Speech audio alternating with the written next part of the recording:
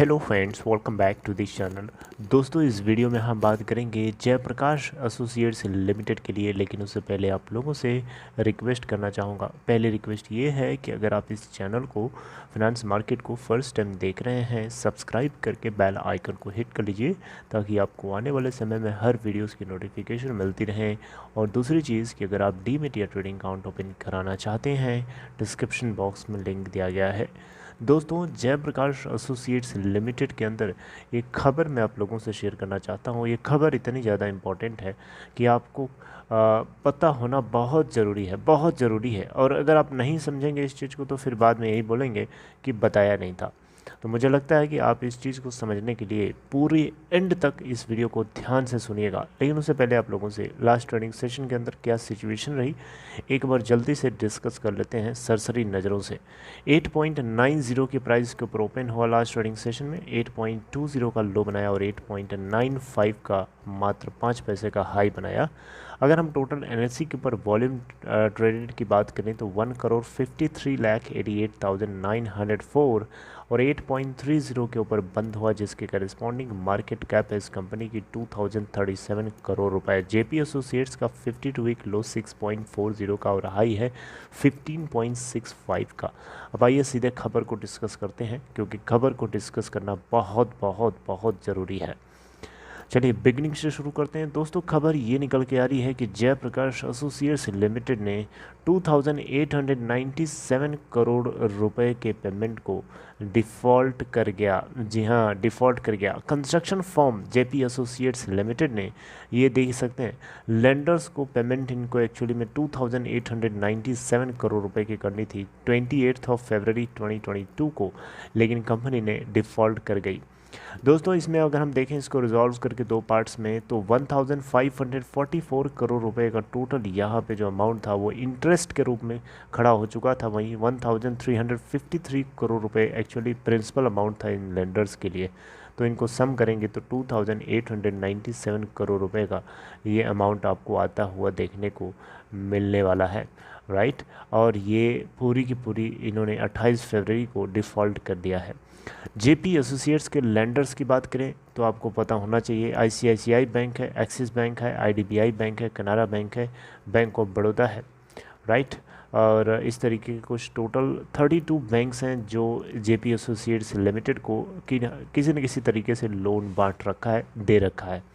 चाहे वो बॉन्ड्स के रूप में हो, चाहे टर्म लोन्स के रूप में हो, चाहे वर्किंग कैपिटल के रूप में हो, चाहे non fund based working capital के रूप में हो, चाहे फंड बेस्ड वर्किंग कैपिटल के रूप में हो, अलग अलग रूप में टोटल 32 बैंक्स हैं जिनका एक्सपोजर है जेपी एसोसिएट्स लिमिटेड के अंदर। आपको पता होना चाहिए JP associates limited flagship company है जेपी ग्रुप की। दोस्तों, अगर आप देखें यहाँ पे तो टोटल आउटस्टैंडिंग डेट जो है 27,000 करोड़ रुपए का है इन बैंक्स का जेपी एसोसिएट्स लिमिटेड में। और सितंबर 2018 के अंदर आईसीआईसीआई बैंक ने पूरे लेंडर्स को लीड करते हुए इंसॉल्वेंसी पिटीशंस फाइल किया था जेपी एसोसिएट्स के against before Allahabad bench of NCLT. Lenders यहाँ पे इस कंपनी को आउटसाइड आईबीसी यानी आईबीसी इंसॉल्वेंसी बैंक्रप्सी कोड 2016 के बाहर ही इसके डेट को रिस्ट्रक्चर करके रिजॉल्व करने की कोशिश कर रहे हैं। वो भी जानते हैं कि जेपी एसोसिएट्स जेपी ग्रुप की बढ़िया कंपनी है और इसके डेट को रिस्ट्रक्चर करके आईबीसी के बाहर रिजॉल्व करना ज़्यादा बेहतर होगा।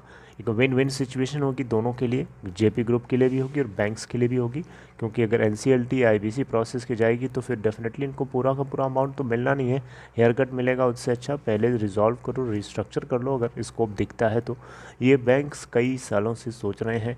आईसीआईसीआई बैंक इन पूरे लेंडर्स को लीड करते हुए आउटसाइड आईबीसी जो है डेट को रिस्ट्रक्चर करने की लगातार कोशिश कर रहा है। लेकिन अभी तक ऐसा पता चला है कि ये जो तरीका है या जो नुस्खा है वो सक्सेसफुल नहीं दिख रहा, अभी तक तो नहीं दिखा है। यहाँ पे बहुत सारे सोर्सेज से एक सोर्स अननेम्ड रहते हुए, यानी बिना किसी अपनी आइडेंटिटी को लूज़ करते हुए, इन्होंने कुछ चीज़ें बताई जो मैं आप लोगों के साथ डिस्कस करना चाहता हूँ।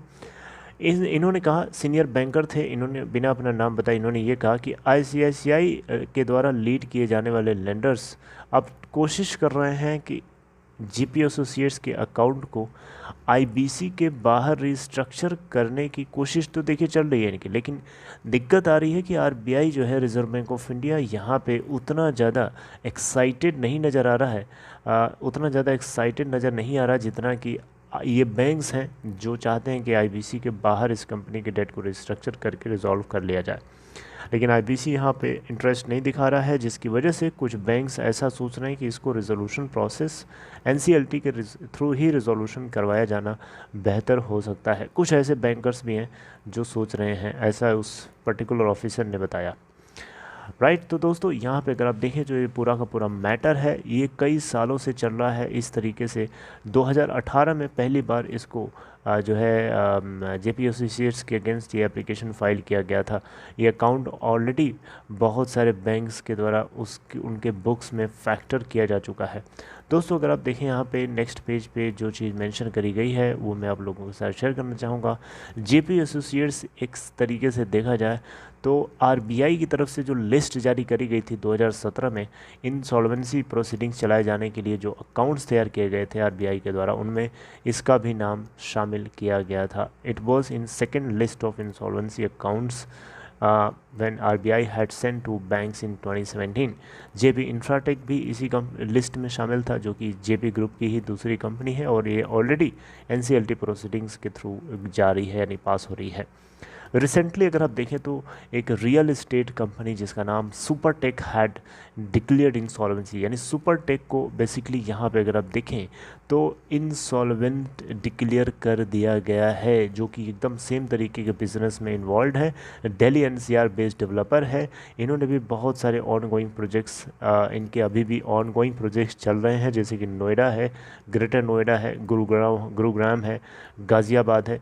इन तरीके की जगहों पर इनके ऑनगोइंग प्रोजेक्ट्स चल रहे हैं। इसके बावजूद भी इसी बीचों बीच में इनको इंसॉल्वेंट घोषित करवा दिया गया है।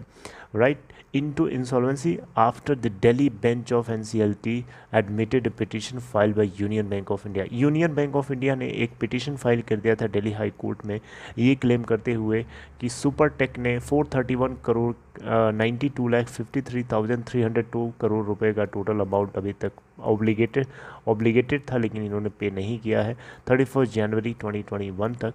तो इसलिए दिल्ली हाई कोर्ट ने NCLT of Delhi high court Delhi bench of NCLT ने एडमिट कर लिया है यूनियन बैंक ऑफ इंडिया के इस पिटीशन को।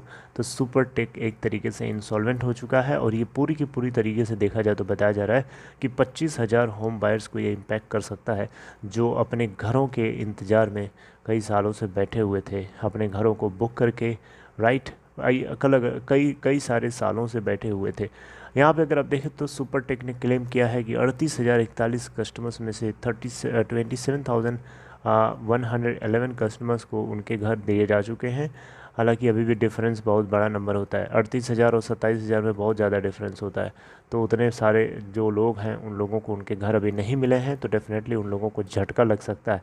तो यहाँ पे ये एक एग्जांपल के तौर पे दिखाया गया है सुपरटेक को, यानी जेपी एसोसिएट्स लिमिटेड भी अगर इसी तरीके से डिफ़ॉल्ट करेगा तो डेफिनेटली बैंक्स इसको भी किसी न किसी बेंच, एनसीएलटी के बेंच पर ले जा करके एडमिशन कराएंगे, एप्लीकेशन करेंगे, और ये सिचुएशन जेपी एसोसिएट के साथ भी होने की पॉसिबिलिटी है शायद। इसीलिए सुपरटेक को एग्जाम्पल के रूप में यहाँ पे इस आर्टिकल में मनी कंट्रोल के दिखाया गया है, जो मैंने आप लोगों से शेयर किया।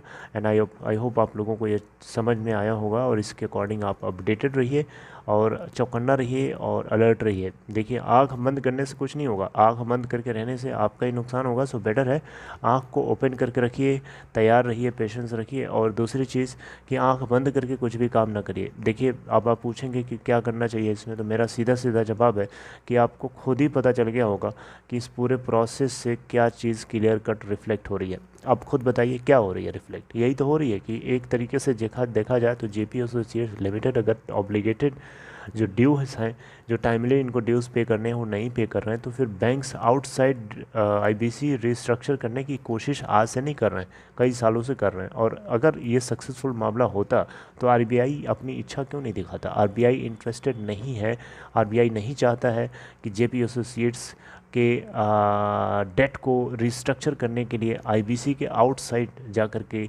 बैंक्स बार बार कोशिश करें, क्योंकि आरबीआई को लगता है ऐसा कि शायद ये पॉसिबल वे नहीं है। फिर भी यहाँ पे आईसीआईसीआई बैंक जो है और कुछ बैंक मिल करके कोशिश तो कर रहे हैं। अब देखना होगा कि रियलिटी क्या है, किधर की तरफ मामला जाता है।